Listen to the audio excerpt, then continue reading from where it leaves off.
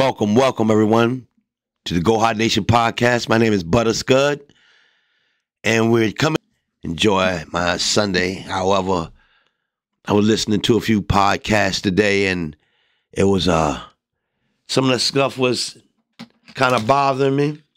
I'm gonna put my shades on so I can look, because the lights kind of bother my eyes a little bit. But we're gonna go deep today, because I want everybody to see this design that I made way back in the day. This is one of my most controversial designs I made. This is rarely on, because we was doing things that we may or may not have to do, you know. So these things were something that, was part of life, part of everyday life, man. So, as you hit the streets and you see certain stuff, man, I would see guys beefing. I would see dudes not getting along, man, things about money and time and spaces where you're supposed to be and not supposed to be, man. We would come together and it would be issues over that. There would be beefs over women and children and all kinds of issues in the streets, man, that became violent, sometimes deadly. When you see the reason I drew this design, man, as you can see, the image is so real. I'm gonna bring it in a little bit so that you can see the face, so you can see that image. And that was one time I was out in the streets and I saw this look, man. This look right here. And guy was busting at somebody.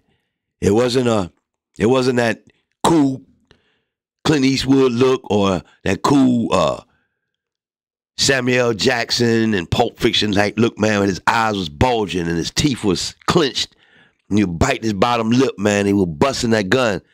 He was busting at somebody, man, and shell flying and you know what I'm saying? Things was real out there, man. Like you said, that ain't pretty. It ain't something that you look at, man. These guys this stuff is real. You know what I'm saying? Guys are busting. They couldn't, it wasn't playing. They weren't playing out there. So when I saw that, man, the image was real in my head. So I definitely had to do that design so that you could see it. And like you said, a lot of people, they look at it and they see it as a negative, which I see as negative. But it's reality. And that's what I be telling you artists out here, man, especially you black artists, man, that everything we do, man, is not going to be accepted as, a positive image or something like that. Sometimes you got to draw what you see.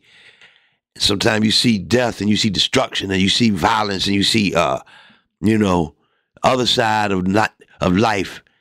And this stuff has to be, if it's in your face, if it's in your head, you got to do it. You got to draw it, man. I've been in shootouts. I've been in where guns was pulled on everybody. And it ain't no pretty boy, or a guy looking all arrogant. And, man, it's a man pulling that gun. He's scared, man. You scared. He's scared. His eyes are bulging. Face is he's sweating. He's looking at you like, man, do I have to do this or don't I have to do this, man? When they bust that gun, it ain't no, cool looking, man. Your teeth are clenched. You fighting and you shooting and you squeezing. And all this comes out in your pictures and your designs, man. So, as negative as this is and how I wish I didn't have to draw it and I wish I didn't have to see it. I saw it. And it's something I'm always going to see for the rest of my life.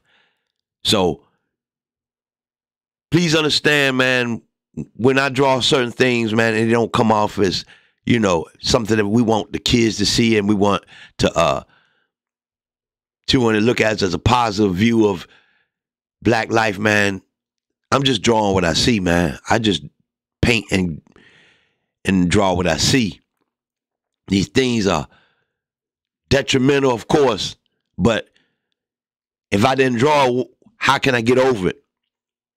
You know, like I say, I was listening, and this is off of the subject of the design, but I I was watching certain podcasters earlier today, man, and it was talking about how we as Gen Xers, we've been through a lot, man, and we've been through some tough times, which we have, man, because like you say, a lot of people didn't look at us as kids.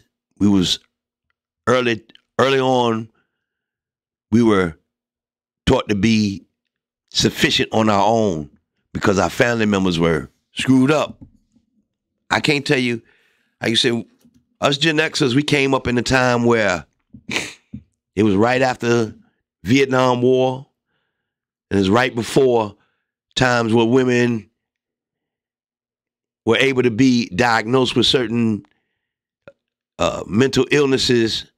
So we was caught up between me, myself. I had one parent that was a Vietnam vet, and I had another parent that was undiagnosed mental illness. To this day, I really don't know what it was, but these people weren't there. So, I mean, they had their own issues. So you had walk a tight line, man, of fear every day of what somebody's gonna do to you, man. Do you know of this ultra-violent Vietnam vet gonna do anything to you, or do you know of this mentally unstable person is gonna do something to you? And he had drugs, and we had family members that wanted stuff from you, man, and you had friends that were true friends and some friends that weren't true friends, man. So we had a lot of stuff to go through, which make us sometime unstable, sometime cold-hearted towards each other, man, because we understand, man, that there's no one out here that's going to watch your back like we did. I mean, at that time. I mean, I think times have changed now. I think that us Gen Xers have, we switched that around so that our kids don't have to go through that. And our parents, man, pretty much they've passed away or transitioned on. So, we don't really know what to tell them. So, this design right here is part of the Gen Xers. But you see, he's shooting backwards. So I'm thinking to myself, hopefully all this can be back in our past. We don't have to live this again. In the ultra-violent times and the true hate that we felt and the street discourse that we seen is pretty much over these days, man. People don't walk around with money, man. So, and you don't keep your cash in your house anymore like that. So I hope these home invasions, they quit and slow down, and the trying to rob a guy in the streets for money because now we have debit cards. You can't get money from a person no more. Hopefully this is the past. That's why he's shooting backwards, man, because I hated that time, man. I hated them times, man. I hate to see our own people, man, go after each other like that, man. We was animals, man. We was out here killing for nothing. I lost good friends, man, because of some money. I lost good friends because people didn't trust each other, man, and all of us was cold-hearted and mean, frustrated with the world, man, trying to take from each other who had nothing. This stuff is tiresome and it's old, man. So, like you said, this is an image from my past, man. I hope stays in the past. I know we all tough and rough these days, but I don't see nothing tough about this shit that's going on now, man. I see a whole bunch of weak individuals, man, who have a chance and don't take advantage of it. Us back in these days, man, we didn't have a chance, man. We always had to carry guns, man. We always had to distrust each other, man. And our music, it played on our music and the way we treat our women, our whole time. These Gen Xers, man, we all a bunch of cold-hearted, disrespectful ass motherfuckers back in the days. I'm hoping all this change, man. Hope you see this art and you understand, man, that I didn't want to do it for the sake of just doing it. I did it because it was an image in my head, man, I just couldn't get out.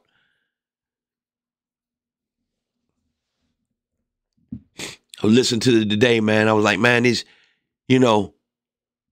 would listen to the Angry Man. I was I've been upset with that man for a while, man, because he that just pretty things in situation bothers me, man. And he got at me a little bit today, man. He pulled at my heartstrings a little bit and talking about us Gen Xers. And then he did the most, man, when he when he did that Ghostface Killer, All I Got Is You. That gets me all that gets to me. So I understand where, you know what I'm saying. But then I had to snap out of it, man, like the Gen Xer in me does, and realize, man, that these cats were wrong, man. They when they backed the racist young lady, man, that talked to us, that talked about our people like that, man. Because you got to realize, man, that we don't have nothing but black culture, man. And for anybody to talk about us any kind of way, man, there has to be repercussions behind that stuff.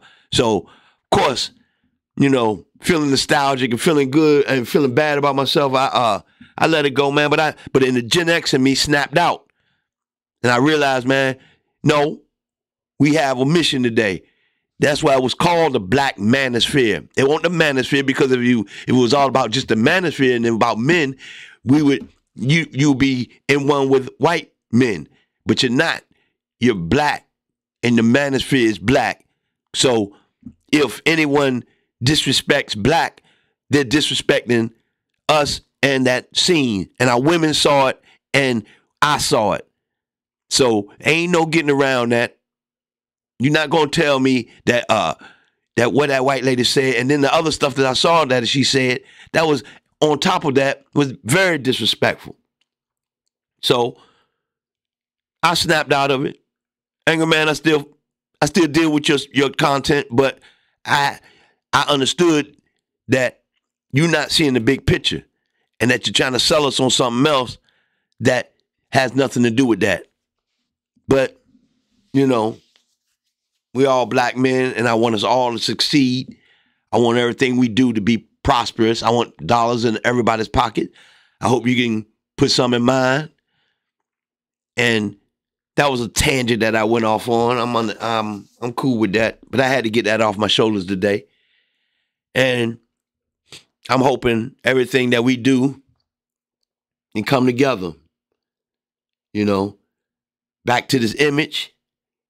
I want you to understand, man, that this is an image of violence, but I'm trying to make it into power. You know, those roses in that image, that symbolizes war. That extended arm is clenched and tense. That face his eyes under that are bulging with anger and fear.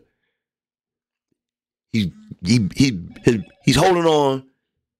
His mouth, he's biting his bottom lip, man, because he's determined in his and what he's trying to get accomplished. So, and the mask that he takes off, that he cloaked, that was used for him to get into the situation where he wanted to go, and then he released it and took it off because he needed that for access. But now we in. So, as much as disturbing as that design and this picture is, it's real. And I hope that we can learn from it. I do have copies of this design that I can sell, and you could DM me to see certain parts of it. And also I'm gonna use it in my comic book that I got coming out as the image that brings on the Go Hard Comics design. So you'll see it again, man. I'm hoping it's nothing that deters you from what I'm trying to do, because as though it may look a violent and negative picture, is really it's really coming out, and I want you, and the stuff that I'll be doing within that magazine, I'm hoping becomes positive or something that you can learn from, because it is for adults, and it is an adult animation that I do. So I'm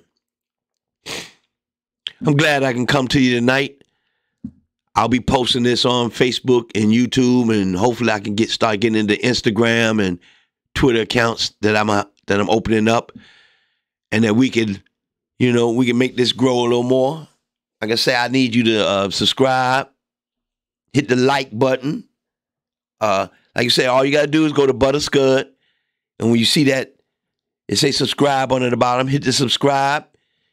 If you like what you see, hit the like button. If you don't like what you see, hit the dislike button. But or if you feel that you got a comment on what I said today, please comment and tell me how you feel, and you can give me your view on what we're doing, so that we can do better, and we can come across and A, make a little money, and B, let's promote powerful black artists, black masculine artists, so that we can grow and be more productive in our life, and we won't have to do things so that other groups of people have to accept us for us to make any money. Because like I said, I'm all about selling units and us doing things where we don't have to have other people, promote us, man, like a Disney or Marvel Comics, man. One day I want Go Hard Comics to be on par with those comics. DC Comics, I want us to be right there with them, with a certain amount of art, on a certain amount of storyline that intrigues the others. So join me. Like I said, man, like, share, subscribe. I'll be on Facebook and I'll be on YouTube. So hit me up if you got any ideas, anything you want me to talk about. You got anybody you want me to talk to? We're going to start interviewing people, bringing people on so they can see what we're doing, and we can get this thing popping like it's supposed to. So if I think I touched on everything I wanted to touch on tonight. I've been a little tight and I've been a little short with a lot of people, and if I have, I like to apologize to them. Like you said, that's the Gen X in me. I don't play nothing. So, but I don't want that. I don't want that to be in my personal life. This is all business. So, enjoy your night, everyone. I'm hoping that we can do something big, get something popping, some people I like to talk to, get us into this, bring us into this new year, getting that money. So, peace and enjoy your night.